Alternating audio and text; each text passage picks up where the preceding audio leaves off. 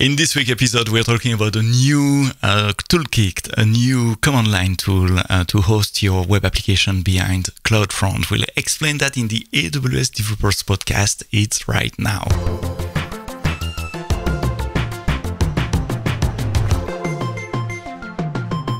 Welcome to this new episode of the AWS Developers Podcast every Friday in all your podcast application, Amazon Music, Apple Podcasts, even on YouTube, on SoundCloud, and on many different platforms. Thank you for listening to us. This week, I have the pleasure to welcome two solution architects to talk about a new tool around CloudFront. We are going to explain that in a moment. We have Cornelius Quatoro. I hope I pronounced your name correctly. Your solution architect in the prototyping team, and Ashraf Souk, your solution architect as well, an Edge specialist. So the tool you developed, it's a command line that will help the developer to host web application, but you're going to explain that much better than I do. But maybe just to let everybody catch up and so that everybody's on the same page here, what is CloudFront? Absolutely. Hello, everyone. So CloudFront is one of the first services that was launched in AWS 15 years ago, and it started as a caching services for S3 origin, right? And since 15 years ago, things has evolved a lot, and it became we see it with customers as an entry door to their web applications. And in this entry door, they kind of can implement caching. But they can implement security controls. They can accelerate their dynamic content, such as non-cacheable APIs. They can implement edge logic, right? Logic that can be executed very fast across all of the infrastructure of CloudFront. So we're talking about 600 plus points of presence across the world.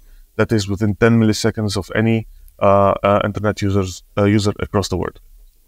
And it operates at a massive scale, because I remember talking with customers that use it during the last soccer for our American friends, football World Cup, where multiple broadcast channels were broadcasting the digital TV on CloudFront. Absolutely. So it scales to petabytes. Absolutely. It's one of the usages of CloudFront as a CDN of AWS is to stream those large-scale events, when everyone is watching cricket match or American football or the World Cup, like in Europe, that requires massive connected infrastructure to do that. And here we're talking about events that are in terms of hundreds of terabits delivered to end users. That's the scale we're talking about. In this podcast episode, we're not going to talk about video streaming. That's another use case. We're talking about web application hosting. So I want to host my web application, typically an SPA, single page application, but maybe more as well, like on S3, and put CloudFront in front of it to minimize the latency when distributing my application to end user. What is the problem you're trying to solve? Because that's something I can already do today. I can go to S3, upload my files, and create a CloudFront distribution and connect the two together. Absolutely. Let me give you context a little bit about the group that was behind this project. So we are three Amazonians. We sat on the table and we said, something, our bread and butter is CloudFront, WAF, and so on. And we want to improve the developer experience based on feedback that we had. So we kind of did a couple of projects. We launched a couple of things. One of them is the application and security, application security and performance section of the AWS Developer Portal. So it has a collection of articles and getting started material that is very helpful for developers to get started quickly on the most popular use cases and implementation using CloudFront and WAF. So within this group, we have identified a challenge with developers. So we identified that when developers want to use low-level components to build the hosting infrastructure. For example? Yes. What is a low-level component? Yeah, like CloudFront, you mentioned, like S3 and so on. Sometimes it's not easy. There's a lot of things that needs to be considered, right? You need to make sure that you enable the latest, protocols and features in CloudFront. You need to make sure that you secure the connection between CloudFront and S3. You have to stay updated with the latest features that are coming, to make sure, for example, instead of using origin access identities between CloudFront and S3, now we have origin access control and things like that. And what we have noticed is that for some developers, it's an important cognitive load. And we actually went, we went on LinkedIn, we went on social networks.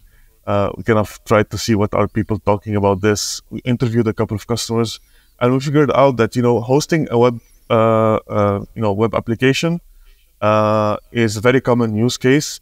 And what we want is we want to give customers a way to bootstrap very quickly, using the best practices that we recommend to our customers in terms of security and performance and so on. And then afterwards, they can spend the time to customize, to understand, to deep dive, and so on. And the example that we kind of use is that you buy whatever home appliance, right? You just like you want to buy plug and turn on. I just want to plug in, turn on, and I want to use. Maybe later I will read the manual, change things, change parts, update, and so on. But right, I want first one. Wanted to do what I wanted. Read the manual? What is that? Who's reading the manual anyway? We are developers here. But I'm playing devil's advocate. We have already a tool at AWS that does that. It's Amplify Hosting. With Amplify Hosting, I can connect one of my GitHub repo. It sets up the CI/CD and deploy to S3 and CloudFront pre-configured for me. So what's the difference here? Absolutely. That's a great point. And this is the one of the feedback that we received by some of the developers when we launched the toolkit, and we expected this feedback, right? We tried to position Amplify in the announcement blog, and actually we worked a lot with the Amplify service team to make sure that we are working together. So basically, we still think that Amplify is the best tool for those developers who really want a fully managed service. I personally use it for my own personal projects, website. I just have my website. The code is on GitHub. I just click a couple of buttons, and that's it. And I don't want to deal with anything else. And I'm super happy with Amplify Hosting. I don't want more than that. This is what I expect from a managed service. Now the thing is, some customers do not want to manage service. They want to have control on the low-level components. This is what I mentioned in the beginning. For example, they want to be able to customize the CloudFront distribution. They might want to change the way we do encryption on the S3 bucket where we host the website. Maybe they want to replicate it across regions. Maybe in their build pipeline, right, CI/CD pipeline, they want to introduce things that are not available and are not part of Amplify. So for all of those use cases, what we noticed is that, okay, customers then, they cannot use Amplify. They have now to start from scratch, and they have to build everything from scratch, right? So we're trying to solve the problem for these specific customers, right? Who wants to do customizations at low level. So instead of starting from scratch, they can start from a tool that, 3 folks in Amazon sat down and thought about it a lot. To make it available for them. That's the position of this tool. Do you have like a mental model or decision tree to share, saying if I'm doing that, then Amplify is better. If I'm doing this, then this is better. What would be the decision tree to make a decision? Well, the thing is, if you just want to host your website, right? On it, you don't have any specific needs, custom needs. Amplify Hosting is the choice, and it will be the choice for 90% of the cases, right? Whenever you feel, but if you want to customize the CloudFront distribution, then this is one use case. This is one of the use cases. Like if let's say if you want to add WAF to the CloudFront distribution, if you want to add the CloudFront function. If you want, for example, to add routes within the domain that is hosting your web application, you want to add routes for your API because you want to host your API in the same domain name. Okay, you need to have access to CloudFront. Maybe it's not related to CloudFront, right? It's more that, hey, my S3 bucket, I actually want it to be encrypted with the KMS keys that I control, like things like that. Or maybe in my CI/CD pipeline, between like the moment I change things in GitHub and it is reflected, I would like to add additional steps. I want to do things that are not possible with Amplify. So for the majority of cases, Amplify hosting will be the easiest option for the developers to host websites. Now for the rest of situation, whenever you have needs that cannot be met by Amplify, instead of starting from scratch, this is a great place to start. That's super clear. So what you're saying is that for the vast majority of cases, maybe Amplify hosting is the normal way to go. But for those that needs this extra configuration or very specific configuration, then the CLI tool will make it much easier than going through the console of CloudFront and doing everything manually. Absolutely. And if I want to kind of add to another thing is that Amplify hosting is a managed service. The CloudFront hosting toolkit is not a managed. It's a CLI. It's not a service, right? It's just an open source project. It's like a reference architecture that is presented in different ways, including through CLI to facilitate things. That's super clear. So where can I get started? Imagine I have a React application with a static web page, a couple of APIs, and I'd like to deploy that on S3 behind CloudFront. Where do I start? Oh, sure. Thanks. Hi, everyone. So so the project, the CLI is available, of course, on NPM. So with a simple NPM install, you can get it on your laptop. And then with the two commands, like the command init and deploy, you are going to have your website deployed. So NPM, I need to have Node.js installed, NPM, and then the name of the tool. Of course, I will link to your blog post and the doc. Okay, then I have the tool installed. I am in the directory of my application. What's next? So you can have multiple choices. Either you have a project locally, which means when you execute the init command, it will try to identify every information about your project, like what is the repository URL, what is the branch name, what is the framework used for your website, like if it's React or Next.js or whatever. Of course, each choice you can override it if it's not doesn't match. And then basically it will save locally a file with that configuration. Then when you could deploy, it will deploy the infrastructure to host your website, and the website will be every time you're going to do a new push on your GitHub repository, it will trigger a pipeline in this account that will deploy your website. Okay, so you're not only creating the infrastructure like an S3 bucket and a CloudFront distribution, you also install a CI/CD pipeline for the web application. Exactly. Okay, so let's open the box. What exactly is deployed on my account when I type deploy?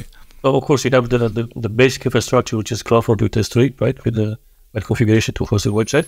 But you have a code pipeline with very basic steps. One is like to clone your project locally.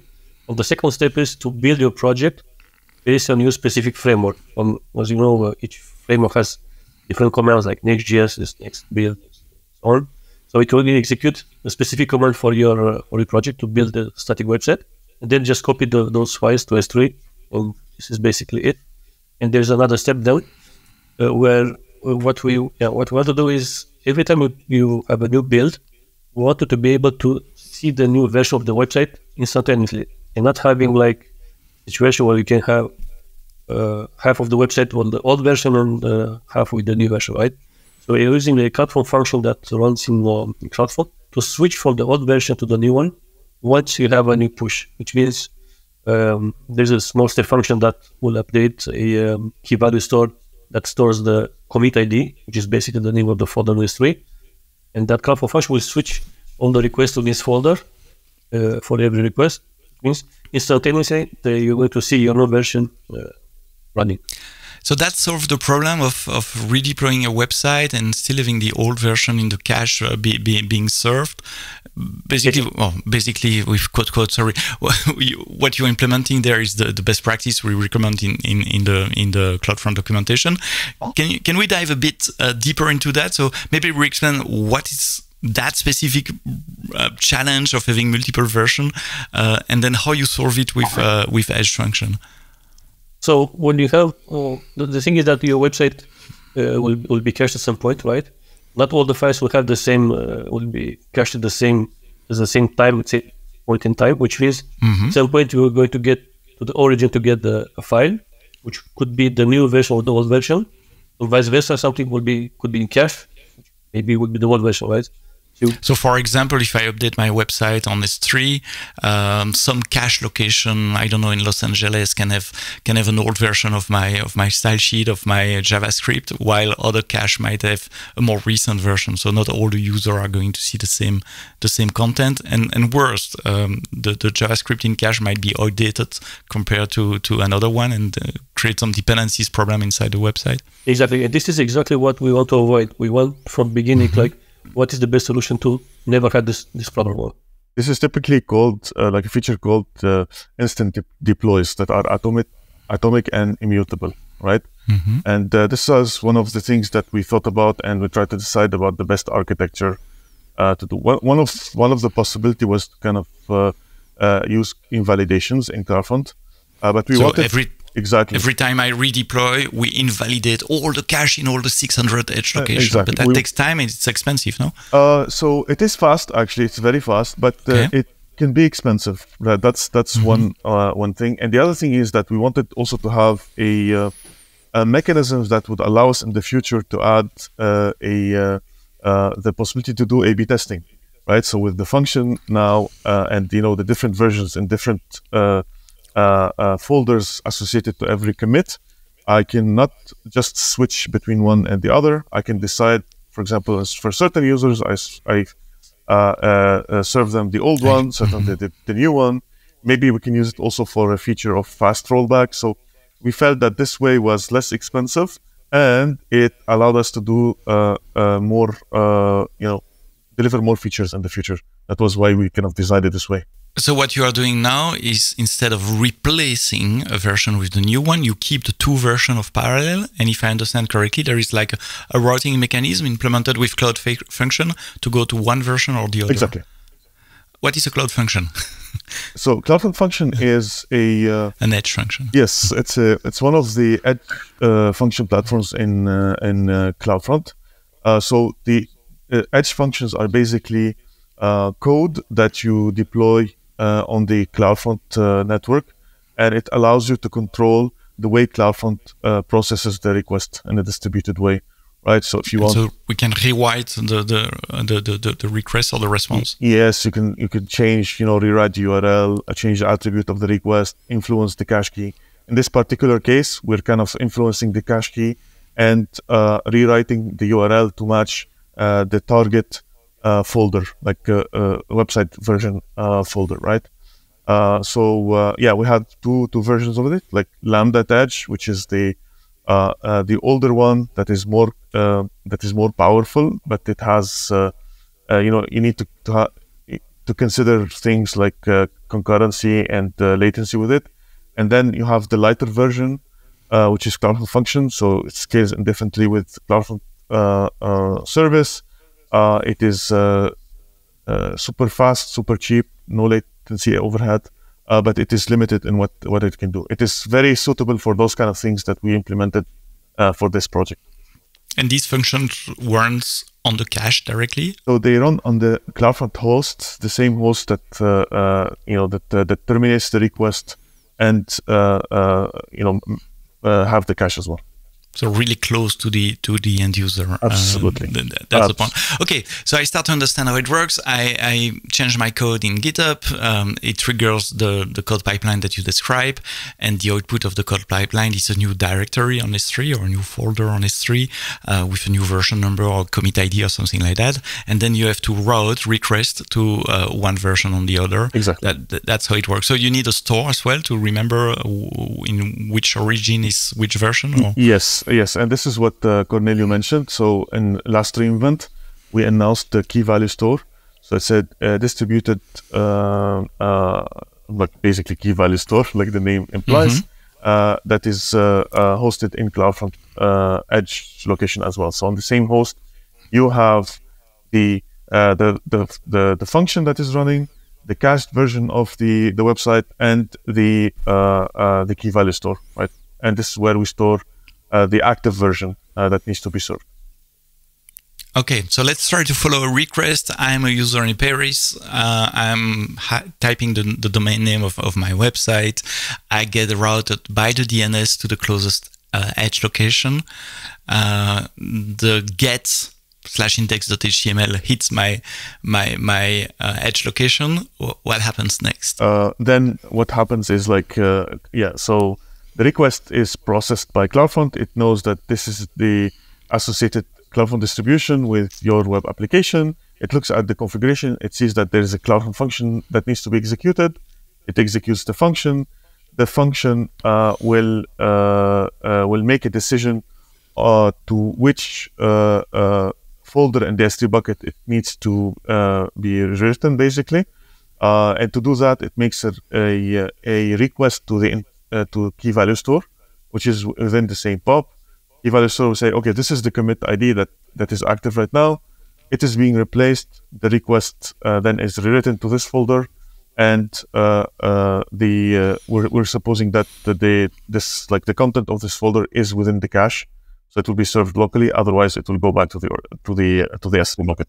Yeah. And then from a developer point of view, so Cornelius, you say I can start from my local file system. I can also start with a source code repository on GitHub. So you also install a hook to trigger the builds from GitHub?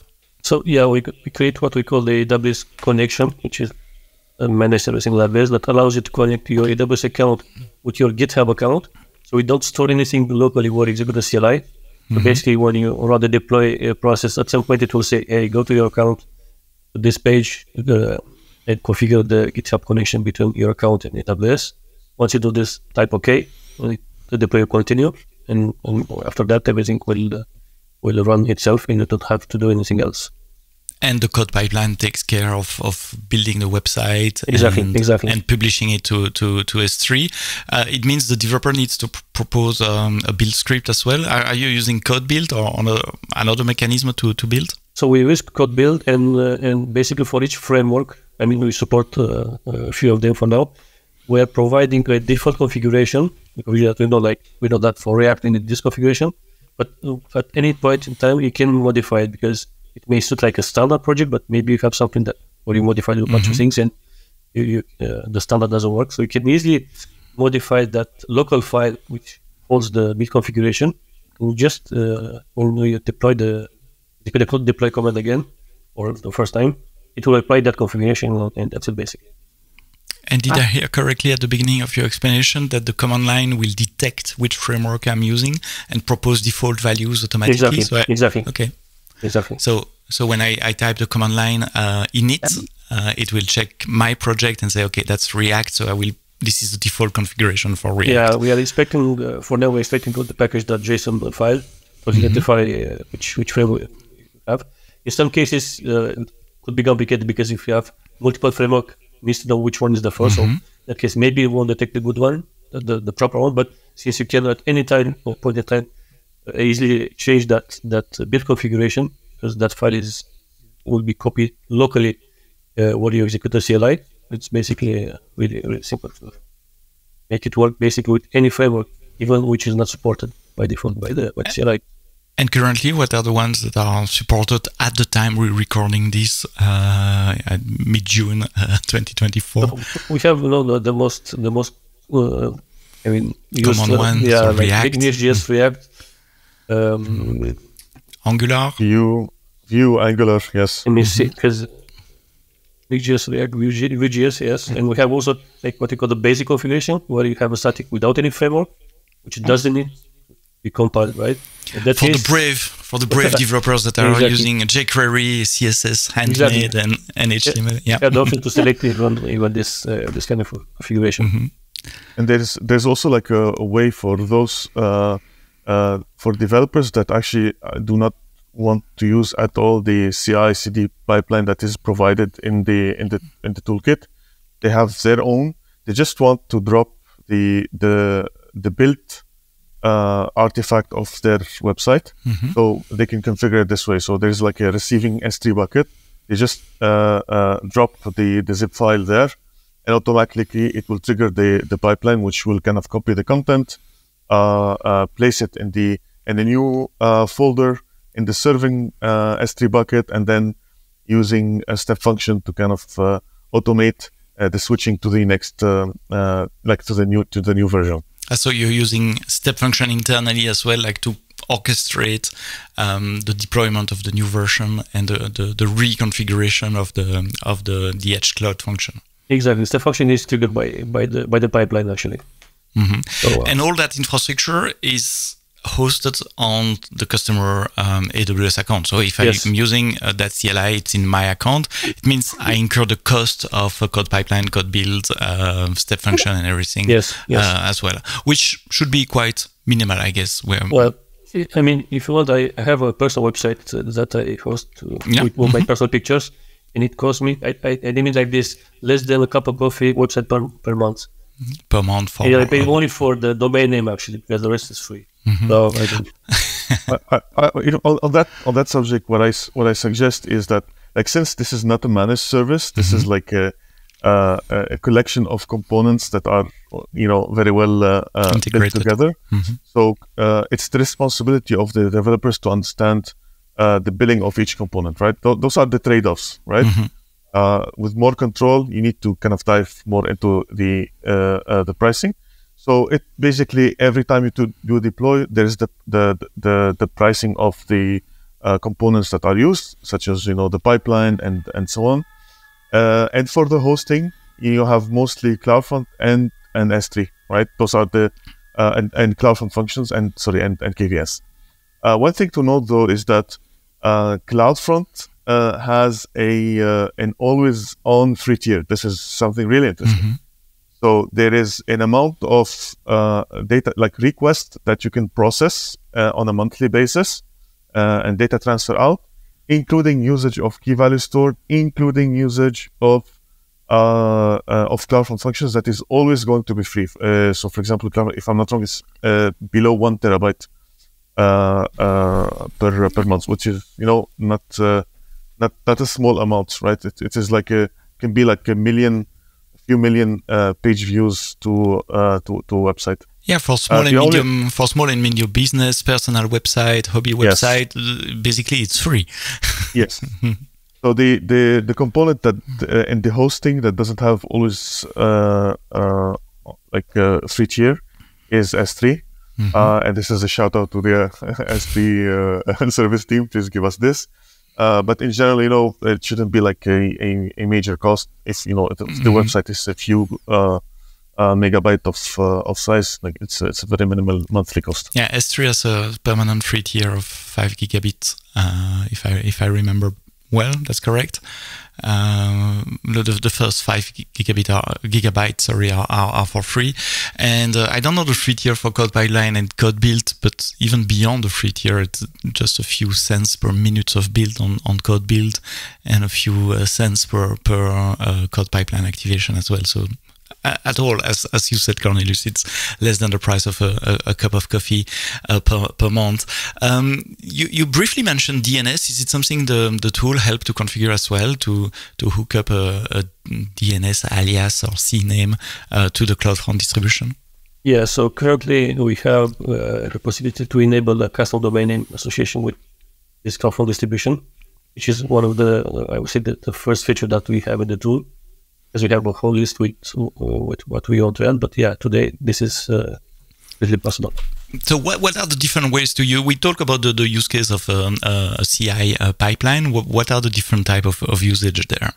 Yeah, great question. So this CLI was basically built as a wrapper around a CDK project, right? So what we want is to have something very flexible that works with most of the customers, but also to give possibility to modify to fit your needs, right? So even with the CLI, so we have now a bunch of frameworks that are supported out of the box. But if there is one that is not in the list, you can very easily, like it takes you 5 minutes to bring your own configuration. And I explained this in the README. Bring your own framework and then use the CLI with this. Or also you have the possibility to use it as a CDK code because what's built the CDK. So you just need to clone the project from GitHub. Just basically run CDK deploy and we deploy the code as it is. And then you can modify toolkit and do whatever you want with it. The third option is you can use it as a CDK construct. So if you have a CDK project where you need this whole hosting infrastructure ready, you just import the CDK and then build the rest of your project with it. So you see, we try to do as much as possible and to give everyone basically the possibility to use in every way they want.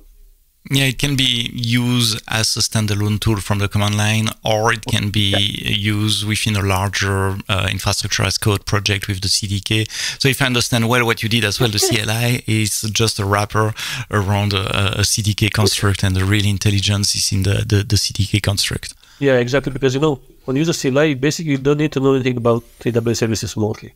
Because it guides you all the way. There is a wizard, and basically it tells you what to do, right? And there are not that much steps.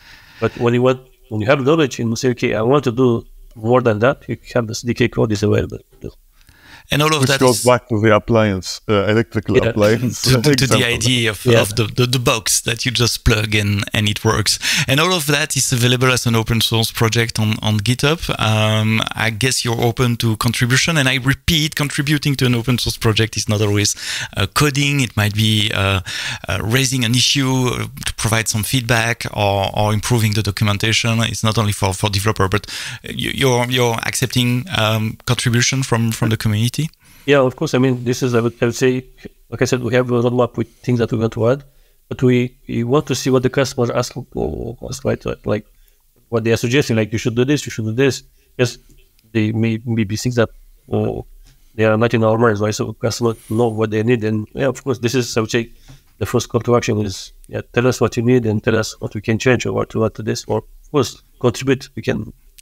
And that's really the call to action to this discussion. And I will repeat it at the end of the episode. It's download the tool and the CLI, try it, and give us feedback. File an issue if something is not working, or if something is missing for your use case. You said you have ideas of things to add to the toolkit in the future. Can you share a bit about what you think can be added? Of course, we put all this on the repo, the README. So we have a bunch of things, like one would be image optimization. There are a lot of projects all over the internet, like image optimization, but we want to add it as a feature where in the wizard you say image optimization, yes, no, that's it, right? To do everything for you. Pull request previews, like you can find today in Amplify hosting. Think about authorization, A/B testing, instant rollback, even server-side rendering, routes, and maybe more, right? A/B testing, I'm always a bit curious about that. How would you let the customer choose how to define what has to be routed to one version or the other? Is it based on user, on the HTTP header? What's your vision there, Ashraf, maybe? Yeah, absolutely. So, like like if we want to talk about the implementation, we mentioned this a little bit before. So we thought about it from the beginning. We thought about using a mechanism for switching between version that allows us to do A/B testing. So we have the mechanism. We know how to implement it. Now we know also that we can implement the logic, like the parameters for the logic, in KVS, key value store. For example, to say that percentage for this version, the other percentage for that version. If you want to add other dimensions, for example, if we want to conduct the test only in a certain country or an area or something like that, So all of those things can be configured in the KVS. Now, for the logic, this is something we'll see. We'll hear from customers. Probably we need to kind of add stickiness, which can be implemented with CloudFront functions, and so on. If you you want to dive more into this subject, so I collaborated with Cornelius. So Cornelius basically built a workshop on the topic of A/B testing that we will link at the end, but also in the podcast, like we will link to the application performance and security section of the developer portal. So it has an article just on A/B testing and different ways of doing it, and it kind of talks about this workshop. That's a hands-on approach to checking the different ways of doing it, right? So just scroll down in your podcast application. You will find the links that we just talked about. Everything is there, and you can have more reading after listening to this episode. I think we inspire you to get started. Actually, if you're hosting web application on AWS, give a try to the CloudFront Hosting Toolkit. That's the official name. As I said, the link is in the podcast application, both to the blog post that explain how it works and to the GitHub repository where you can get the source. And please provide feedback to the team, because that's how we are going to drive request roadmaps improvements in the future. Cornelius, thank you. Ashraf, thank you. Cornelius, solution architect in the prototyping team. Ashraf Souk, edge specialist SA, and we have to mention as well Christian Graziano, which is the senior PM for CloudFront that also contributed to this tool. Thank you for having listened to this episode until the end. See you next week for another episode, and by then, code well.